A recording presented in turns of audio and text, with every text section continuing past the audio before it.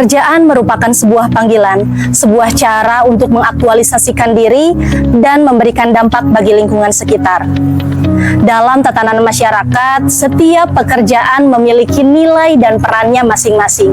Ada yang bergerak di bidang industri, jasa, pendidikan, dan tak terkecuali pemerintahan.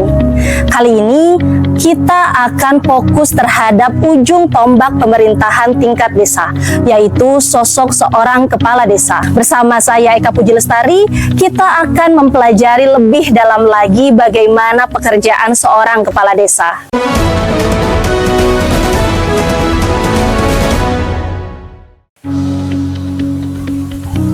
Menjadi seorang pemimpin sebuah komunitas tentunya bukan suatu pekerjaan yang ringan. Hari ini kita akan berbincang langsung bersama Kepala Desa Inspiratif untuk mengetahui bagaimana tantangan dan dedikasinya dalam pekerjaannya. Berikut laporannya.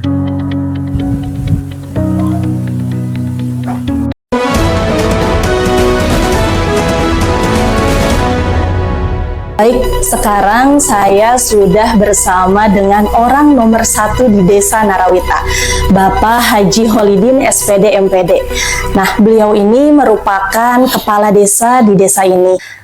Bapak, sebelumnya saya ucapkan terima kasih banyak sudah meluangkan dari aktivitas Bapak yang begitu banyak, sudah meluangkan waktunya untuk bisa berbincang-bincang dengan saya. Sama-sama, terima kasih atas kunjungannya. Nah, untuk membuka pembicaraan kita, Pak, boleh Bapak ceritakan bagaimana perjalanan Bapak sehingga bisa terpilih menjadi Kepala Desa Narawita. Bapak itu berarti periode dari tahun berapa, Pak? 2019, baru satu periode. Waktu itu kan undang-undang 6 tahun, sekarang bertambah menjadi 2 tahun, jadi 8 tahun kepala desa itu. Iya, betul. Iya. Nah, latar belakang sebelum jadi kepala desa.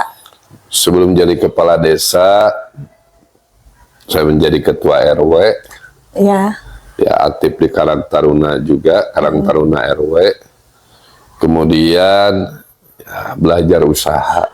Iya. Belajar usaha, membuka bahan bangunan atau bahan material di rumah, persediaan untuk kebutuhan masyarakat. Iya, saya juga mendengar Bapak ini usahanya sudah cukup banyak ya Pak ya, dan berkembang begitu pesat gitu ya Pak ya.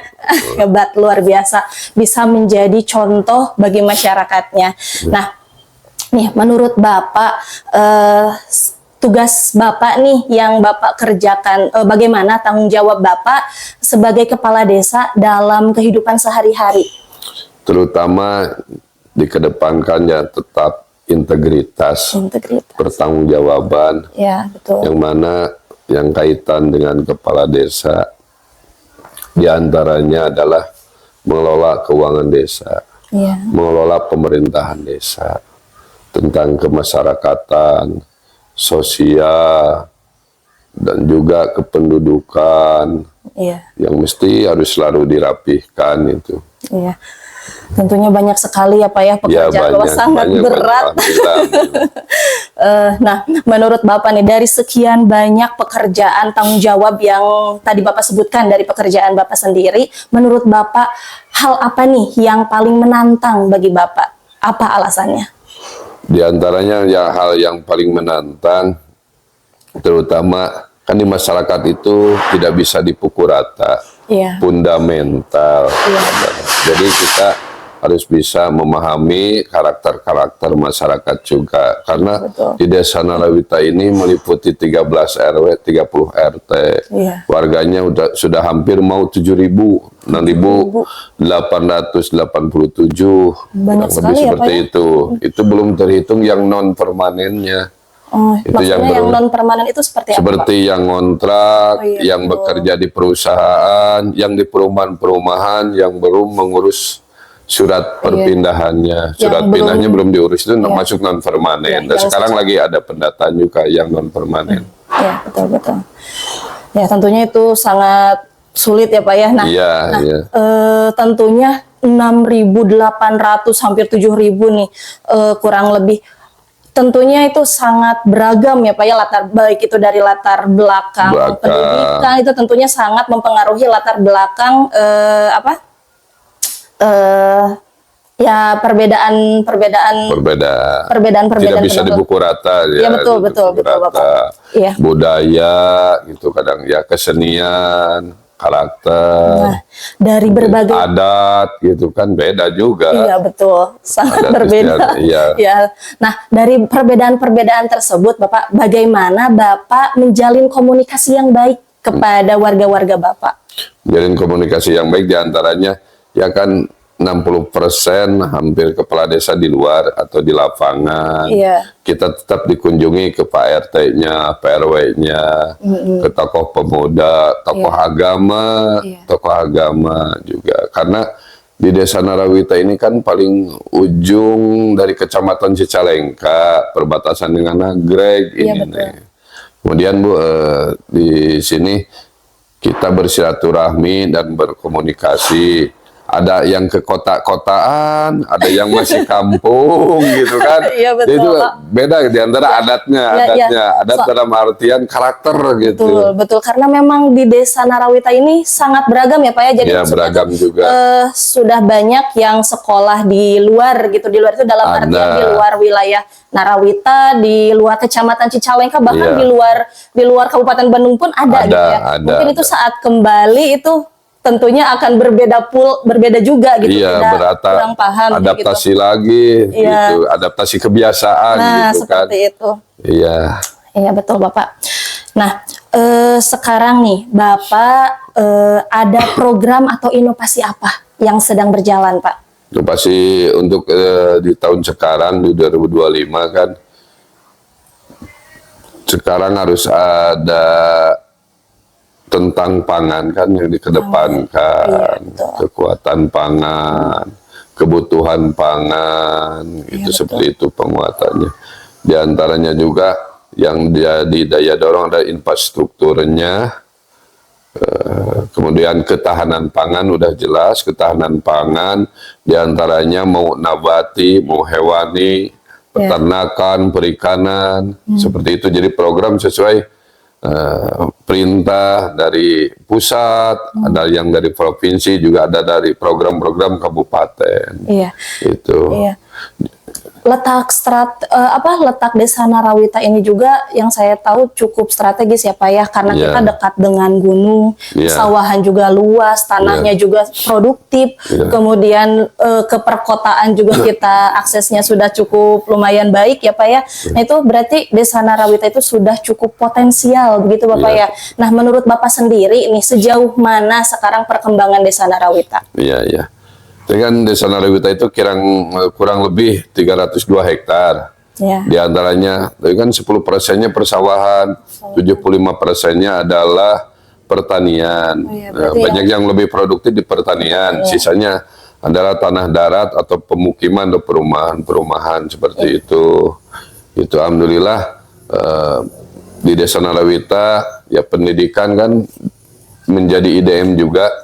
Indeks desa membangun, ada pendidikan, ada kesehatannya Puskedes, pendidikan ada beberapa SD, S1, SD2, kemudian ada 5 PAUD, kemudian ada praktek dokter juga kan sekarang seperti di perumahan Buana, itu termasuk IDM juga, indeks desa membangun, dan perekonomiannya terutama di pertanian ada home industry juga di kita itu. Nah Bapak, harapan terbesar bagi Bapak nih, Bapak itu berarti tadi menjabat sampai tahun? Harusnya kan 2025, sekarang habis bulan 11 tanggal 29, ditambah 2 tahun berarti 2027. 2027, nah berarti harapan Bapak nih 2 tahun di masa jabatan Bapak, harapan terbesar Bapak bagaimana perkembangan Desa Narawita? Perkembangan Desa Narawita kalau sesuai visi Desa Narawita yang maju gitu, beragama, berintegritas juga.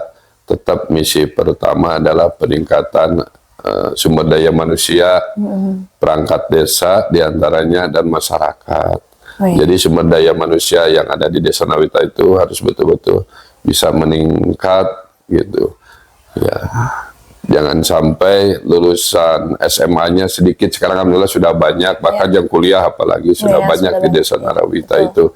Kemudian ekonominya di kemasyarakatan, baik UMKM-nya ada peningkatan, yang mana sekarang dikelola sama BUMDes, kan ada aset desa juga, diantaranya ada GOR Desa, ada lumbung pangan sebentar lagi, yang sekarang program 2025, kemudian ada pasar desa juga lagi dirintis. Yang mana pasar desa itu yang mulanya tadinya dari pasar tumpah atau pasar Senin, sekarang mau dibangun pasar desa, dan ada seseorang dari warga 05 Paman akan memberikan lahan 1 hektar, itu rencana mau dibikin pasar desa Narawita biar agar lebih menunjang pangan, agar lebih terprogram lagi mungkin gitu ya Pak ya. Program lagi terkoordinir, dan yang aset-aset desa dipegang sama BUMDes sekarang gitu. Iya, iya betul. Ya. Nah, dari jawaban Bapak saya mengambil garis besar, berarti visi dari kepemimpinan Bapak itu sendiri adalah pengembangan SDM-nya mungkin ya Pak. Pengembangan SDM, pendidikan, banyak itu tentunya yang akan sangat berdampak besar bagi perkembangan di desa ini Desa gitu ya Pak. Narawita. Nah, harapan Bapak nih atau pesan Bapak untuk generasi muda nih, tentunya kan generasi muda calon-calon para pemimpin nih gitu ya Pak ya. Nah, pesan-pesan Bapak nih untuk generasi muda apa Pak? Harapan para generasi muda, peran aktif partisipasi dan mendorong pembangunan dan pemerintahan Desa Narawita, sehingga ide-ide dari muda-mudi, para pemuda generasi muda sini menjadi agen partisipatif untuk mendorong berjalannya demi kemajuan Desa Narawita. Juga diharapkan juga kritik, baik pun saran, itu sangat diharapkan, itu demi kemajuan, bukan untuk kemunduran. Karena dengan munculnya para pemuda-pemuda akan lebih kuat desa itu, apalagi yang tadi partisipasi aktifnya sangat diharapkan dari segi atau berbagai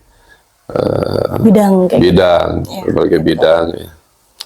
Ya, nah selama ini Bapak dari harapan-harapan Bapak itu sendiri, ada kesulitan atau tantangan yang Bapak hadapi? Tantangan ketika saya jadi definitif setelah dilantik 2019 akhir, kemudian maju ke 2020, yang sangat menantang adalah ketika dengan adanya muncul COVID-19. Itu sangat menantang. Dan setelah berakhirnya COVID itu sangat menantang kembali karena kita dihadapkan dengan adaptasi kebiasaan. Dampak dari itu, belum ekonomi yang banyak tertunda, resesi atau kelelahan, banyak banyak yang dirumahkan, itu sangat penantang sekali. Dan masih belum terpecahkannya hanya beberapa persen.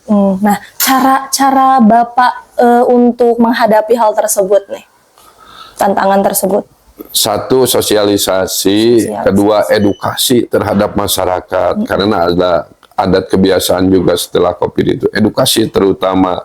Nah, salah satunya solusinya desa waktu itu setelah COVID mengadakan pelatihan-pelatihan. Pelatihan-pelatihan keterampilan seperti pelatihan tata rias waktu itu, perbaikan komputer, kemudian pelatihan menjahit yang pernah dilaksanakan ketika COVID itu. Alhamdulillah. Berarti dari pelatihan itu sendiri Bapak bisa membuka lapangan-lapangan pekerjaan mungkin kayak seperti itu ya Pak ya? Ya, untuk menumbuh kembangkannya, untuk berkembangnya tetap harus ditumbuh kembangkan. Kembali lagi. Iya, kembali lagi ke people-nya atau orang-orangnya yang mengikuti pelatihan. Kalau yang betul-betul minat dan serius, alhamdulillah banyak beberapa contoh hasil pelatihan berhasil juga. Tinggal kita didorong permodalannya, yang alhamdulillah permodalannya sekarang kan program Pak Bupati Bandung, Pak Haji Dadang Supriyatna, dokter, beliau itu menaikkan pinjaman tanpa bunga gitu, tanpa potongan melalui BPR Kertara Harja. Itu sangat mendorong ke para usaha-usaha kecil. Ya, cukup sekian mungkin Bapak ya. Semoga terima kasih untuk jawaban informatif sekali dari Bapak, sangat menginspirasi nih. Mudah-mudahan jawaban dari Bapak bisa menginspirasi teman-teman semua yang menonton video ini untuk menjadi seorang pemimpin yang hebat seperti Bapak ya. Amin, amin sama-sama Ibu. Ya, terima kasih untuk waktunya.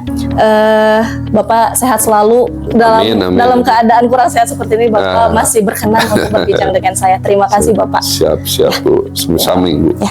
Nuhun. Ya, sami-sami.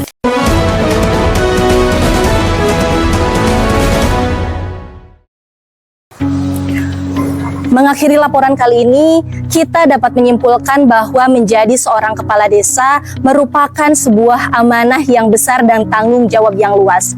Mari kita dukung bersama-sama pemerintah kita untuk mewujudkan desa yang maju dan sejahtera. Saya Eka Puji Lestari melaporkan.